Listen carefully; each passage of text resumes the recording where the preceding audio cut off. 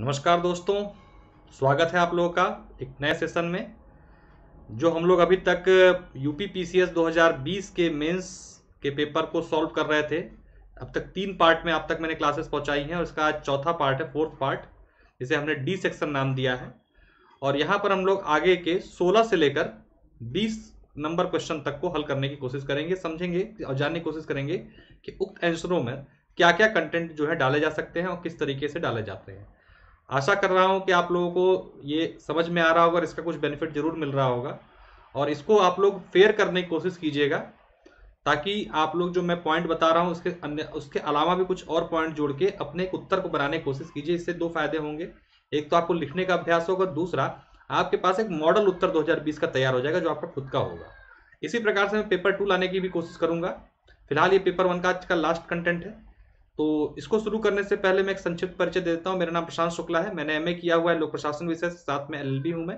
मुझे 3 वर्षों का टीचिंग एक्सपीरियंस है उत्तर प्रदेश लोक सेवा आयोग की परीक्षाओं के संदर्भ में। और मैंने 3 साक्षात्कार प्रॉपर पीसीएस के और 2 साक्षात्कार लोअर पीसीएस के दिए हुए हैं। ये रहा मेरा छोटा सा परिचय। इसके साथ हम लोग थोड़ा मैं आपको अनअकैडमी के बारे में बता दूं कि आप अनअकैडमी का जब प्लस सब्सक्रिप्शन लेते हैं तो आपको क्या क्या बेनिफिट्स मिलते हैं। सबसे पहले मिलता है आपको डेली लाइव क्लासेस। इससे माध्यम से आप अपने टीचर से एंगेज हो सकते हैं। जो भी आपके डाउट है उनका जो है डाउट क्लियर कर सकते हैं। स्ट्रक्चर्ड कोर्स यानी कि जिस एजुकेटर से आप पढ़ना चाहते हैं या जिसका कोर्स आप ज्वाइन कर रहे हो, उनका पूरा शेड्यूल, मंथ का शेड्यूल आपके पास होता है कि उन पूरे मंथ में क्या पढ़ाएंगे, किस तरीके से पढ़ाएंगे। लाइव टेस्ट और क्विजेस मिलते हैं। ये टेस्ट आपको फ्री भी है। अनलॉक करने के लिए आप PS10 कोड का यूज करके फ्री प्रोडक्ट के रूप में भी इसका यूज कर सकते हो। आपको अनलिमिटेड एक्सेस मिलता है अनअकैडमी के पर्टिकुलर सेक्शन में जिसका आप सब्सक्रिप्शन लेते हो। किसी प्रकार की रोक टोक नहीं होती। जैसे कि आपने UP PSC UP triple SC का सब्सक्रिप्शन लिया, यहाँ की समस्त क्लासेस जो भी आपको मैं बताऊंगा वो सारी क्लासेस मिलेंगी। ऐसा नहीं कि सिर्फ एक क्लास मिलेगी। तो आपको किसी प्रकार की बाउंडेशन नहीं होती है।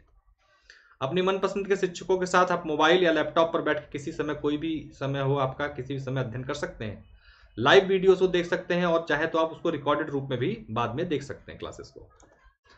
सभी क्लास के बाद आपको क्लास नोट्स उपलब्ध कराए जाते हैं। और हर फोर्थ क्लास यानी चौथी क्लास जो प्लस पे होती है वो डाउट क्लियरिंग सेशन होती है, जिसमें आपके पिछले 3 क्लास में से जो भी पढ़ाया गया होता है उसकी समस्याओं को दूर किया जाता है, और वो भी टॉप एजुकेटर्स के माध्यम से। कुछ आप यहाँ पे 2 प्रकार की क्लासेस आपको मिलती है अनअकैडमी लर्निंग ऐप पे आप पहुंचते हो तो एक क्लास फ्री होती है, दूसरी होती है प्लस क्लास। तो प्लस क्लास में क्या है, फ्री क्लास में अंतर क्या है बता देता हूँ आप लोगों को। फ्री क्लास में आपको लिमिटेड सिलेबस कवर कराया जाता है, ओकेशनली प्रैक्टिस सेट्स होते हैं, ओकेशनली पीडीएफ नोट्स मिलते हैं और लिमिटेड डाउट सॉल्यूशन कराए जाते हैं। जब आप प्लस पे पहुंचते हो तो आपका कंप्लीट सिलेबस कवर कराया जाता है, अनलिमिटेड प्रैक्टिस सेट्स यहाँ उपलब्ध हैं, अनलिमिटेड पीडीएफ नोट्स हैं और सभी डाउट आपके सॉल्व कराए जाते हैं टॉप एजुकेटर्स के माध्यम से। सबसे खास बात जो अभी हाल फिलहाल में बहुत इंपॉर्टेंट कुछ बैचेस शुरू होने वाले, जिसका सब्सक्रिप्शन आपको अनिवार्य रूप से लेना चाहिए। देखिए, अगर आप यूपी ट्रिपल एससी की तैयारी कर रहे हैं और लेखपाल के लिए, तो लेखपाल के लिए एक बैच जो है 9 फरवरी से बनाया जा रहा है। 3 महीने का कोर्स है ये। इसी प्रकार से पीसीएस 2021 जिसका नोटिफिकेशन आ चुका है, 13 जून की परीक्षा है, उसके लिए भी 9 फरवरी से बैच शुरू हो रहा। 100 डेज प्रोग्राम है ये। तो ज्वाइन करके अपनी सीट पक्की कीजिए प्रीलिम्स में, अन्यथा दिक्कत हो सकती है। आप लोगों को पता 13 गुना वाला कंटेंट हो चुका है। 13 गुना में प्रीलिम्स निकालना बहुत कठिन है और वैकेंसी 400 आई है, कितनी होगी कुछ नहीं पता। इसलिए अपनी सीट पक्की करने के लिए इस बैच को अनिवार्य रूप से ज्वाइन कीजिए। आरओ जिसका पेपर 1 अगस्त को है, उसके लिए भी 9 फरवरी से बैच शुरू हो रहा है 2021 के लिए। इस बैच को आप ज्वाइन कीजिए और यहाँ पर भी अपनी सीट को कंफर्म करने की कोशिश कीजिए। जो लोग ऑप्शनल हिस्ट्री रखे हैं उनके लिए बहुत अच्छा ऑप्शन है यहाँ पर। उनके लिए एक ऑप्शनल का बैच मेंस के कंटेंट के रूप में शुरू हो चुका है 8 फरवरी से। इसको आप लोग ज्वाइन करिए और तेजी से जो है अपने ऑप्शनल पर अपनी पकड़ मजबूत बनाइए। ये जो टीचरों की आप पिक देख रहे हो, ये पूरे एजुकेटर, टॉप एजुकेटर है जो लेखपाल का बैच आपका पढ़ाएंगे। लैंग्वेज हिंदी होगी और साप्ताहिक टेस्ट भी आपको इसमें ऑर्गेनाइज कराए जाएंगे। निम्न टीचर जो आप देख रहे हैं, ये टीचर्स जो है सब लोग कंबाइंड वे में यूपी पीसीएस 2021 का 100 डेज जो प्रोग्राम बैच चल रहा है उसको ये लोग कंप्लीट कराएंगे। हर व्यक्ति, हर टीचर अपने आप में, हर एजुकेटर जो है अपने सेक्शन का टॉप एजुकेटर है। तो इनसे आप जुड़ के अपनी क्लासेस को परफेक्ट कर सकते हैं, अपनी तैयारी को परफेक्ट कर सकते हैं। तारिक खान टॉप एजुकेटर है अनअकैडमी पर, वो आपके ऑप्शनल हिस्ट्री को क्लासेस जो है 8 फरवरी संचालित कर रहे हैं। आप इसे ज्वाइन करके अपना ऑप्शनल मजबूत कर लीजिए। यहाँ पर आंसर राइटिंग प्रैक्टिस भी कराई जाएगी, लैंग्वेज हिंदी होगी इस कोर्स की। तो ज्वाइन आप लोग कर लीजिए। सबसे अच्छी बात देखिए, ऑप्शनल इतने कम फीस पे आपको मिल रहा है, बहुत बड़ी बात है। वरना ऑप्शनल ही 40-50 हजार रुपये की फीस होती है ऑप्शनल की। तो यहाँ पर मात्र अगर आप 2 साल का एडमिशन लेते हो तो मात्र 7,500 7,560 रुपये में आपको सब कुछ मिल रहा है। मेंस का जीएस कंटेंट भी और सारी चीज़ें भी आपको मिल रही हैं। आरओ बैच जो 90 डेज प्रोग्राम है, वहां पे भी निम्न टीचर जो है आपको अपनी जो भी उनके पास अनुभव है वो अनुभव आप तक उपलब्ध कराएंगे। ये भी हिंदी लैंग्वेज में है और प्रैक्टिस सेट के साथ ये बैच आपको मिल रहा है भाई। सभी कोर्सेज के, सभी क्लासेस के लिंक जो है डिस्क्रिप्शन बॉक्स में दिए हुए हैं। आप लोग अनअकैडमी लर्निंग ऐप डाउनलोड कर लीजिए प्ले स्टोर से, और उसके बाद इस लिंक के माध्यम से आप सीधे उस बैच तक पहुंच सकते हैं। तो जल्दी से जुड़िए, बिना देर किए, बिना समय नष्ट किए। प्राइस लिस्ट देख लीजिए एक बार। मैं आपको रिकमेंड करता हूं 12 मंथ और 24 मंथ कोर्स की तरफ। इससे कम पे मत जाइएगा, क्योंकि इससे कम पे तो सिलेबस पूरा नहीं हो पाएगा। दूसरी चीज क्या है कि ज्यादा अंतर है नहीं। देखिए 12 महीने की फीस है 7,000 रुपए। यहाँ पर आप मेरा कोड यूज कीजिए रेफरल कोड के रूप में PS10। आपकी एक साल की जो फीस है वो कितनी हो जाती है, 6,300 रुपए। और 24 महीने की फीस 8,400 रुपए। जब यहाँ पे भी आप मेरा PS10 कोड यूज करते हो तो आपकी 24 मंथ की फीस कितनी हो जाती है, मात्र 7,560 रुपए। रेफरल कोड में PS10 कोड का यूज कीजिएगा। अनअकैडमी पे किसी भी कोर्स में एडमिशन लेने के लिए भी आप इस कोर्स को यूज कर सकते हैं, अपने फ्रेंड्स को रिकमेंड भी कर सकते हैं, और आपको और आपके फ्रेंड्स को 10% का डिस्काउंट मिलेगा। तो चलिए हम लोग अपने सेक्शन की तरफ चलते हैं। हम लोग यूपीपीसीएस मेंस 2020 का जो पेपर है उसको सॉल्व करने की कोशिश कर रहे हैं, उसके संभावित उत्तरों को लिखने की कोशिश कर रहे हैं। और इससे पहले 3 क्लासेस मैं इस संदर्भ में ला चुका हूं और ये चौथी क्लास है। तो आप लोग को मैं छोटी छोटी क्लास लाने के पीछे का मकसद भी यही है कि आप 5-5 क्वेश्चन को लिखिए पर डे। तो उम्मीद करता हूं, आशा करता हूं कि आप लोगों ने लिखा होगा, और लिखा है तो जब हम लोग लाइव होंगे तब हम लोग उसको आप उससे डिस्कस भी कर सकते हैं, जब हम लोग हिस्ट्री क्लास अपनी दोबारा शुरू करेंगे तो। ठीक है, तो डी सेक्शन है, उस पर चर्चा करेंगे ये क्या क्या उत्तर हो सकता है, किस तरीके से इस पे आप जो है एक बढ़िया उत्तर लिखने की कोशिश कर सकते हैं। देखिए क्वेश्चन है ये, उत्तर प्रदेश में सिंचाई के साधनों में क्रमशः हो रहे परिवर्तनों को रेखांकित कीजिए। क्वेश्चन है कितने नंबर का, ये 12 मार्क्स का, यानी कि 200 शब्द आपको लिखने हैं। टाइम लिमिट मैंने बताई है 12 नंबर में आपको 11 से 12 मिनट। और मैंने विशेष बात पे जोर दे रहा हूं कि आपको शब्द सीमा और समय सीमा दोनों पर विशेष जोर देके मेंस के आंसरों को लिखना है। क्या कह रहा है, कुछ खास नहीं है इस क्वेश्चन में। उत्तर प्रदेश की जो सिंचाई व्यवस्था है उसमें क्या क्या परिवर्तन हो रहे हैं उसको रेखांकित करने की बात कर रहा है। तो पहले आप प्रस्तावना लिखेंगे। प्रस्तावना में आप बताएंगे उत्तर प्रदेश कृषि प्रधान राज्य है, यहां पर अधिकतर जो यहां की जनसंख्या है वो कृषि पर आधारित है, और इस वजह से कृषि को समृद्ध बनाने के लिए सिंचाई की आवश्यकता महत्वपूर्ण हो जाती है।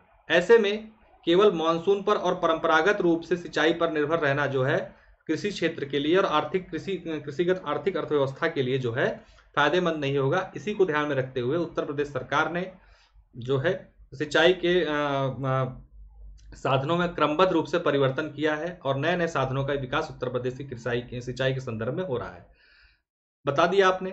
फिर आप बताएंगे कि पॉइंटों में कि क्या क्या सिंचाई के साधन जो है उत्तर प्रदेश में इस्तेमाल हो रहे हैं। तो आप बताइए कि उत्तर प्रदेश की जो 70% सिंचाई है वो किससे होती है, नलकूप से होती है। सबसे अधिक नलकूप जो है पश्चिमी उत्तर प्रदेश में है, उत्तर प्रदेश में है, बताइए आप। इसके बाद तालाबों, नहरों से सिंचाई होती है, आपने बता दिया। फिर बताइए अब ये क्रमबद्ध तरीके से क्या है आप सब कुछ बता देंगे, जिसमें क्या है ये परंपरागत और आधुनिक दोनों है। बांधों का निर्माण किया जा रहा है,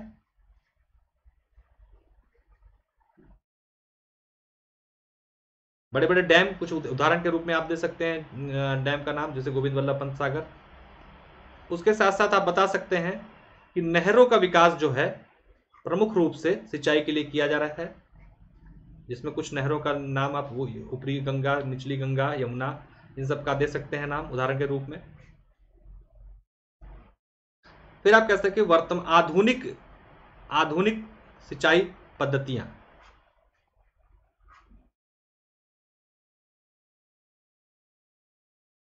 जो वर्तमान में कुछ जो है आधुनिक पद्धति है तो बहुत सालों से चल रही है, और वर्तमान में जो हाल फिलहाल में शुरू की गई उसके बारे में बता दीजिए। बताइए कि ड्रिप सिंचाई व्यवस्था, ड्रिप सिंचाई,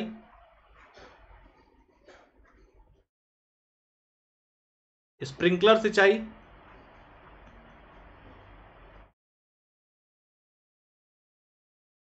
ड्रिप सिंचाई से क्या होता है, बूंद बूंद पानी जो है पौधों तक पहुंचाया जाता है। इससे क्या होता है, पानी की बचत होती है और जड़ों तक पानी पहुंचता है। इस स्प्रिंकलर में फुहारे से सिंचाई होती है, इससे भी कम पानी में अधिक सिंचाई हो जाती है। इसके अलावा बताइए कि कि उत्तर प्रदेश सरकार ने 2020 में भौम जल संरक्षण अधिनियम पारित किया है। इसके माध्यम से सिंचाई व्यवस्था को सुदृढ़ करने की कोशिश की जा रही है। साथ साथ रेन हार्वेस्टिंग सिस्टम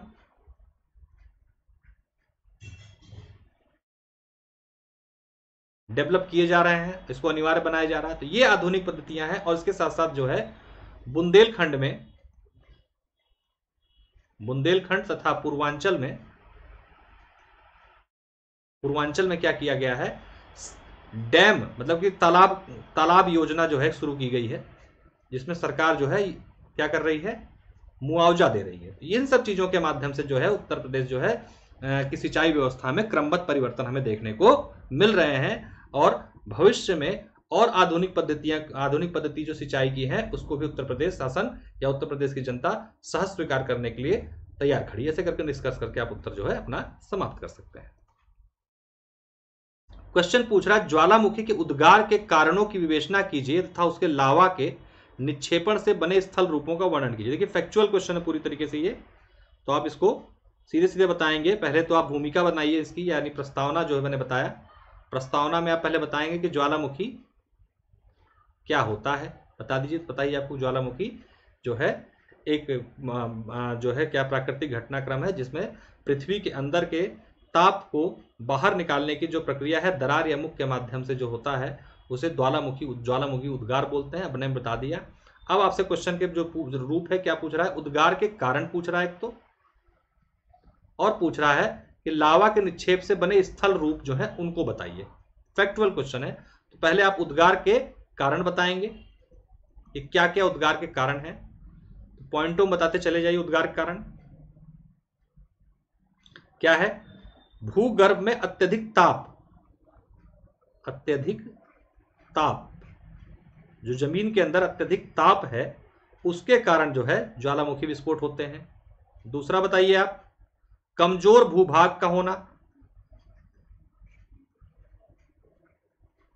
भूभाग जहां कमजोर होता है यानी कि जहां पे मजबूत जमीन नहीं होती वहां से जो अंदर का प्रेशर है वो निकलने की कोशिश करता है, इसकी वजह से ज्वालामुखी उद्गार होता है।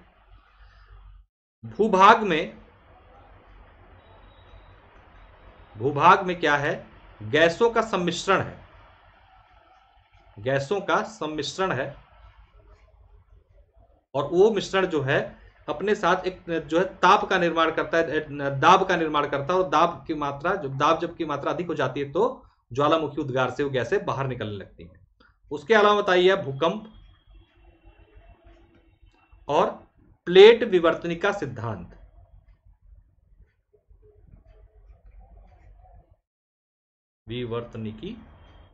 ये जो कारण है आपके क्या है, ज्वालामुखी उद्गार के कारण है। आपसे यही पूछा है, इसको आप डिटेल कर सकते हैं कि दो लाइन में। तो ये तो कारण हो गए। अब आपसे पूछ रहा है कि लावा से बने स्थलीयकृत का नाम बताइए। मतलब कि जो रूप बनते हैं लावा निकलने के बाद जो निर्माण होता है स्थलाकृतियों का उनको बताना है आपको एक एक करके। तो आप हेडिंग बनाइए लावा स्थलाकृतियों का निर्माण, उसके बाद सबको बता दीजिए एक एक करके आप क्या क्या बना। तो खूब सारे नाम है, शंकु बनता है, आपका क्रेटर बनता है, आपके कोल्डार बनता है। ये सब अलग अलग आकृतियां हैं जो लावा के माध्यम से बनती हैं। फिर लावा मैदान बनते हैं, लावा मैदान और लावा पठार, ये निर्माण हो रहा है आपका। कुछ और चीजें भी हैं जैसे कि गेशर, धुआंरे, ये बहुत सारी जो है चीजें जो हैं आपकी इसके माध्यम से स्थलीकृति के रूप में हमें देखने को मिलती है। इन्हीं को डिटेल करके आपको अपना उत्तर जो है आसानी से इसको आप पूरा कर सकते हैं। और निष्कर्ष के रूप में आप लिख सकते हैं कि भाई एक प्राकृतिक प्रक्रिया है और ज्वालामुखी के विशेष महत्व है। इसके माध्यम से जो है हम पृथ्वी की आंतरिक संरचना को जानने के लिए जो है हम इसका इस्तेमाल भी करते हैं। करके अपना उत्तर आप समाप्त कर दीजिए भाई। ठीक। अब पूछ रहा है अगला क्वेश्चन आपसे कि हिंद महासागर के संसाधनों के शोषण और उपयोग से जुड़ी विभिन्न पारिस्थितिकी समस्याओं पर प्रकाश डालिए। तो सबसे पहले आपको क्या करना है, प्रस्तावना देनी है। प्रस्तावना वही 30 से 40 शब्दों का दे दीजिए आप। इसमें बताइए हिंद महासागर विश्व का तीसरा सबसे बड़ा महासागर है और ये अपनी आर्थिक सामरिक दोनों क्या कहते हैं की दृष्टियों से महत्वपूर्ण है। इसकी अवस्थिति भारत के नाम पर है, इसलिए भारत के लिए भी इस महासागर का अत्यधिक महत्व है। ऐसे करके आपने प्रस्तावना बता दिया। पूछ रहा है कि संसाधनों के शोषण और उपयोग से जुड़ी पारिस्थितिकी समस्याओं पर प्रकाश डालिए। तो देखिए डिटेल करते चले जाइए आप, बहुत मतलब एक एक पॉइंट को स्टार के क्या क्या पारिस्थितिकी समस्या, इकोलॉजिकल प्रॉब्लम्स पूछ रहा है यहाँ के रिसोर्सेज के बारे में। पहले तो आप 2-3 लाइन में पहले प्रस्तावना के बाद बता दीजिए कि हिंद महासागर जो है अपनी जो सामुद्रिक संसाधन है उसके लिए जो है अपने क्षेत्र विशेष में यानी दक्षिण एशिया में फेमस है और अपने जो सामुद्रिक संसाधनों के कारण ही जो है इस पर जो है चीन और अन्य देशों की भी जो है एक कुदृष्टि लगातार बनी हुई है। फिर बताइए आप कि इसके जुड़ी क्या परिस्थिति की समस्याएं हैं, क्रमबद्ध तरीके से बता सकते हैं। सबसे पहले परिस्थिति की समस्या क्या है, क्या जो तेल के टैंकर हैं, क्योंकि एक बहुत बड़ा रूट है ये, मतलब विश्व परिवहन का बड़ा रूप है, तो जहाजों से तेल के टैंकर जो लेके जाए जाते हैं उसमें क्या होता है, कभी कभी जहाज के पलट जाने की वजह से लीकेज होता है। लीकेज होने से क्या होता है कि जो वहां के समुद्र का पारिस्थितिकी तंत्र है वो क्या होता है, डाउन हो जाता है, बिगड़ जाता है। ठीक। दूसरा क्या परिस्थिति की प्रॉब्लम है कि जो टापू देश हैं, टापू देश या जिनकी जो क्या कहते हैं, जिन देशों की जो है जिन देशों की जो बाउंड्री है वो इनसे मिलती है यानी इस समुद्र से मिलती है, वहां पर क्या हो रहा है, ग्लोबल वार्मिंग की वजह से उनका समुद्र तल में समुद्र जल में जो है आपको अधिकता दिखेगी। और इनके जो वो हैं, क्या कहें पर्टिकुलर शब्द भूल रहा हूं मैं, जो इनकी मतलब एक तरीके से जो इनकी बाउंड्री है वो खत्म होती जा रही है, क्योंकि जल जब बढ़ रहा है ग्लोबल वार्मिंग की वजह से तो धीरे धीरे जो टापुओं पे चढ़ रहा है। तो जो टापू द्वीपीय देश हैं वो धीरे धीरे जो है उनका जो क्षेत्रफल है कमजोर होता जा रहा है और वहां के मानव जाति के लिए एक समस्या का कारण भी बनते जा रहा है। उसके अलावा बताइए कि सघन संसाधन होने की वजह से, सघन संसाधन उपलब्ध है, यहां पर समुद्री संसाधन की बात हो रही है, तो उसके शोषण की प्रवृत्ति बढ़ी है जिसमें चीन की महत्वपूर्ण भूमिका है। साथ में जो द्वीपीय देश हैं वो इसके संसाधनों पर जो है अपना वर्चस्व जमाने के लिए जो है एक जो है अंतर्राष्ट्रीय युद्ध की भूमिका या युद्ध की स्थिति में यहां पर हमेशा जो है बनी रहती है। यह आपने बताया। फिर आपने बताया कि एक जो घना भसा क्षेत्र है, ये दक्षिण एशिया वाला घना भसा क्षेत्र है। तो घना भसा क्षेत्र होने से क्या हुआ, प्रदूषण जो है यहां की एक बहुत बड़ी समस्या है। इससे प्रदूषण कहां पे, हिंद महासागर के प्रदूषण जो है बढ़ा है। ठीक। ग्लोबल वार्मिंग के कारण और प्रदूषण के कारण क्या हुआ है, जो शैवाल हैं तथा प्रवाल, इन दोनों का जो है विनाश हुआ है।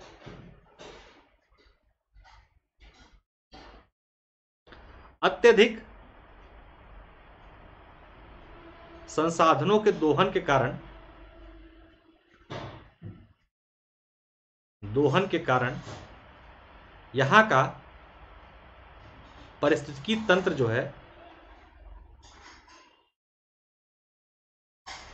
है प्रभावित हुआ है।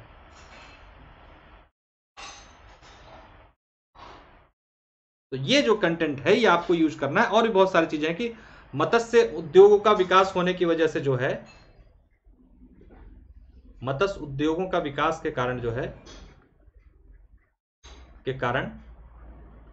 क्या हुआ है, तट जो है यहाँ के तट जो है प्रदूषित हुए हैं।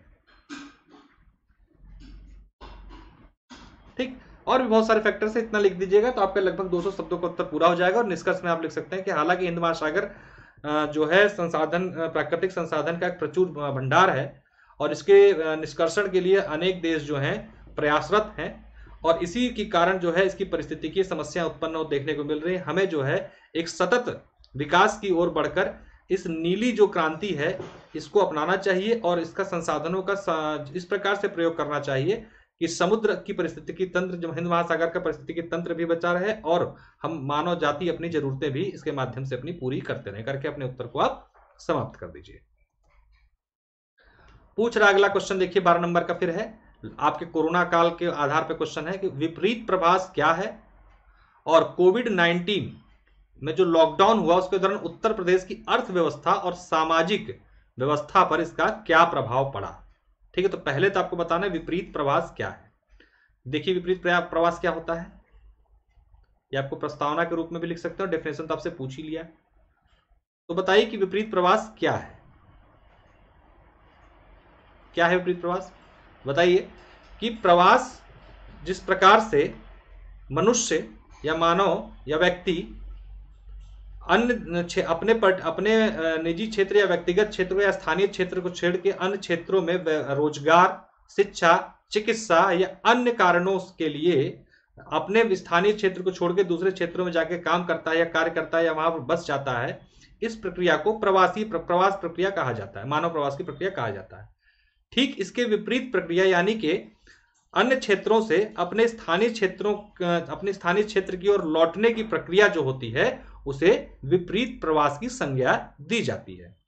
लिखिए नेक्स्ट पैराग्राफ चेंज करके कि कोविड-19 लॉकडाउन के दौरान उत्तर प्रदेश तथा अन्य जो राज्य हैं जहां पर गरीबी और अधिक जनसंख्या के कारण जहां के मजदूर वर्ग और श्रमिक वर्ग दूसरे राज्यों में जाकर कार्य कर रहे थे, अत्यधिक मात्रा में वापस अपने राज्यों की ओर लौटे। उसी क्रम में उत्तर प्रदेश में 40 मिलियन से भी अधिक यानी 40 करोड़ से भी अधिक जो है लौटे प्रवासी, और जो यहाँ पर लौटने के बाद एक अजीब सामाजिक और आर्थिक जो है समस्या और समाधान दोनों प्राप्त हुए उत्तर प्रदेश को।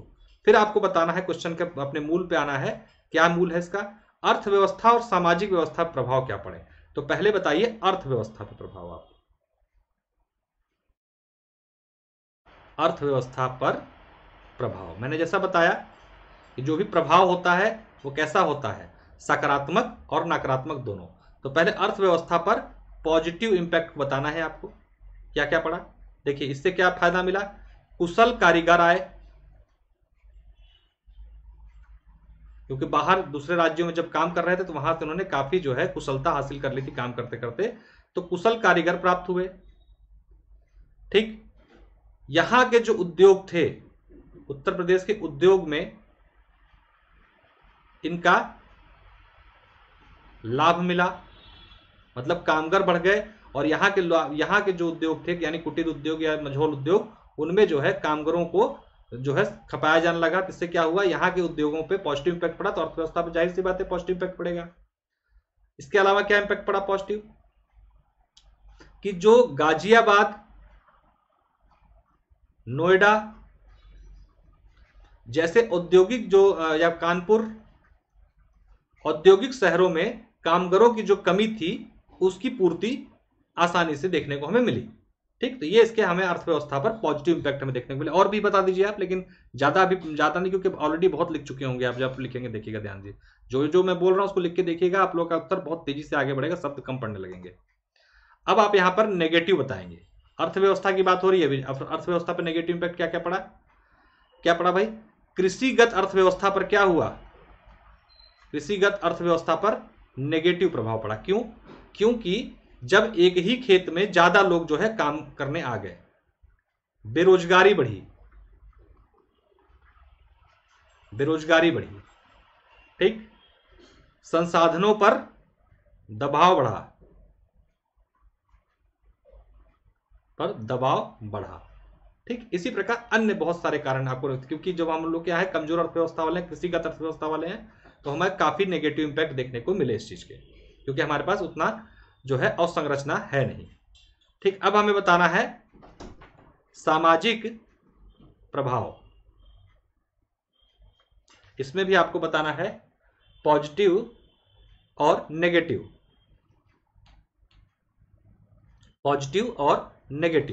तो पहले सामाजिक प्रभाव का हमें बताना है पॉजिटिव इंपैक्ट।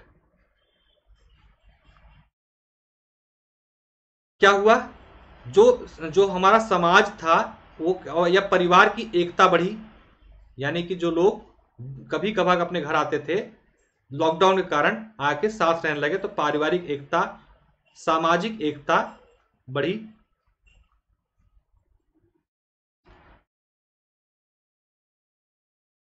एकल परिवार के अलावा समूह परिवार की संकल्पना में वृद्धि हुई, समूह परिवार की संकल्पना में वृद्धि हुई, समाज का जो है एक जो है विखंडित जो रूप था वो संग्रहित समाज की ओर बढ़ने लगा, और अपनत्व का विकास हुआ। अपनत्व का विकास मतलब क्या डालेंगे आप, जैसे कि बच्चों को पिता का प्यार मिला, और क्या नाम है कि जो पत्नी अपने पति से कई महीनों तक कुछ दिनों से नहीं मिल पा रही थी, वो जो चीजें हैं पॉजिटिव रूप में यहां पर हमें देखने को मिलती। अब क्या नेगेटिव इंपैक्ट पड़ा, नेगेटिव इंपैक्ट समाज का क्या पड़ा, समाज की बात हो रही है, नेगेटिव इंपैक्ट समाज का क्या पड़ा भाई। सबसे पहले डालिए आप, बेरोजगारी की वजह से तनाव बढ़ा। तनाव बढ़ेगा तो क्या होगा, नशाखोरी होगी, ठीक। पारिवारिक हिंसा में वृद्धि हुई, नशा होगा तो क्या होगा, पारिवारिक हिंसा में वृद्धि हुई, पारिवारिक हिंसा में वृद्धि होगी तो परिवार विच्छेद होगा।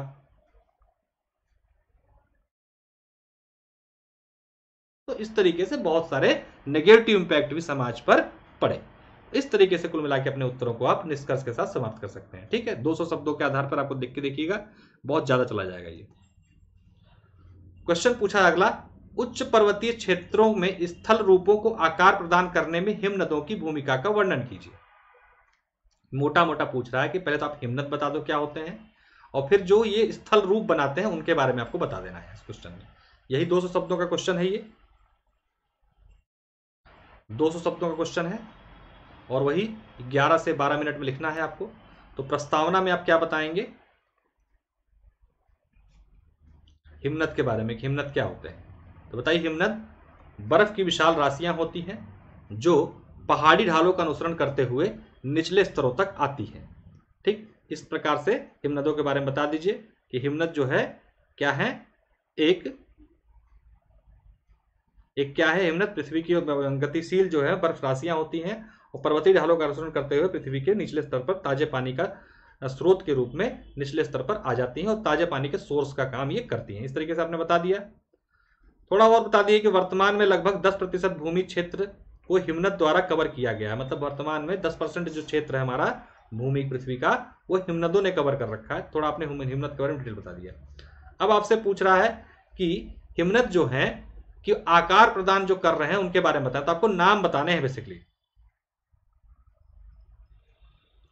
ठीक है, तो आप बताते जाइए कि क्या क्या आकार ये बना रहे हैं, हिमनद जो आकार बनाते हैं उनके आकार के बारे में एक एक करके बता दीजिए, डिटेल कर दीजिएगा।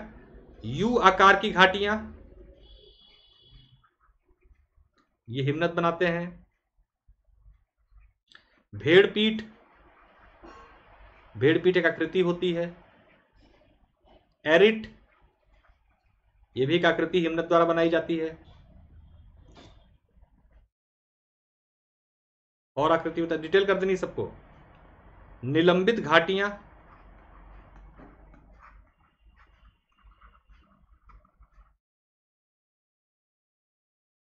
ड्रमलिन, सर्क, इस प्रकार की जो है घाटियां बनाई जाती हैं। फिर बता दीजिए कि निष्कर्ष में कि इन स्थल कृतियों का जो है विभिन्न प्राकृतिक महत्व है और अपने साथ साथ ये पर्यावरण पर भी व्यापक प्रभाव डालती हैं।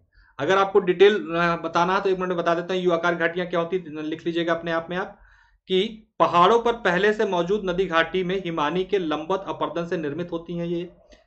ठीक है, आपका भेड़पीठ क्या होता है कि जो ऊंचे टीले पृथ्वी के होते हैं, जो प्लेन के जो स्थल क्षेत्र में एक टीला होता है छोटा, उसके ऊपर से अगर इस प्रकार से हिमनद जो है तैरता हुआ चढ़ता हुआ चला जाता है ऐसे करता हुआ, तो एक भेड़पीठ की आकृति ये ले लेता है।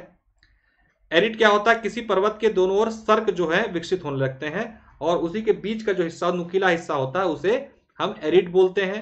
ड्रमलिन जो होती है वो क्या होती है, हिम नदियों के तल पर हिमोड़ का गुंबद आकार टीले के रूप में जो है इसका जमान होता है, उसे ड्रमलिन कहा जाता है। और निलंबित घाटियां होती है मुख्य हिमनद के सहायक हिमनद से मिलने पर ये निर्मित होती हैं। सर्क जो है पर्वतीय भाग में हिमानी के हटने से किसी आराम कुर्सी की आकृति के रूप में ये दिखता है हमें। तो इस तरीके से आप डिटेल करके निष्कर्ष के रूप में इस उत्तर को समाप्त कर सकते हैं। देखिए दोस्तों, मैंने अपनी तरफ से कोशिश की है कि आप लोगों को 20 सवाल जो है एक अच्छे तरीके से मिल जाए। अब बाकी ऐसा नहीं कि मैं ही परफेक्ट तरीके से ही आपको बता सकता हूं, कोशिश की है एक जो है आपके 200 शब्दों और 125 शब्दों के उत्तर आप लोगों तक उपलब्ध करा दिए जाएं। इस क्रम में मैंने पूरे 20 क्वेश्चन जो है आपके पेपर 1 के उपलब्ध करा दिए, 20 नहीं 18, क्योंकि 2 क्वेश्चन जो थे वर्ल्ड हिस्ट्री को मैंने छोड़ दिए, हमने जैसे बताया। तो 18 क्वेश्चन आपको उपलब्ध कराए हैं मैंने। कोशिश करूंगा कि पेपर 2 में ही इस प्रकार की कुछ प्रकृति लेकर आपके लिए आऊं। लाया तो जल्दी लेके आऊंगा, हो सकेगा तो कल ही लेके आऊंगा। तो जुड़े रहिएगा। 1 बजे ये क्लासेस डेली आपको मिल रही हैं।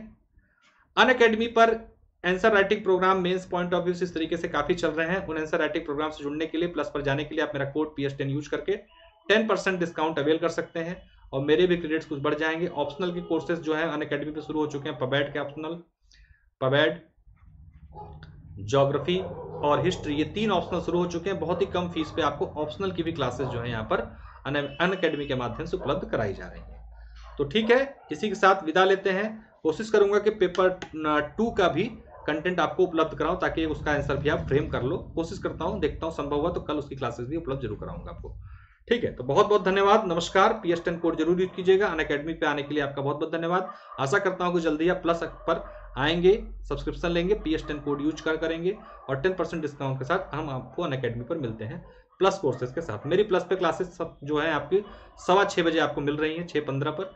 और वहां पर स्पेशल क्लासेस भी शाम को 4:30 बजे मैं ले रहा हूं। फिलहाल यहाँ 1 बजे आपको यूट्यूब पे क्लासेस मिल रहा हूं। तो उस फायदे के साथ जो आपको मैंने बताया है शुरुआत में अनअकैडमी को, उसको देखते हुए आपसे आशा करेंगे कि जल्दी आप जो है अनअकैडमी से जुड़ेंगे। बहुत बहुत धन्यवाद, नमस्कार।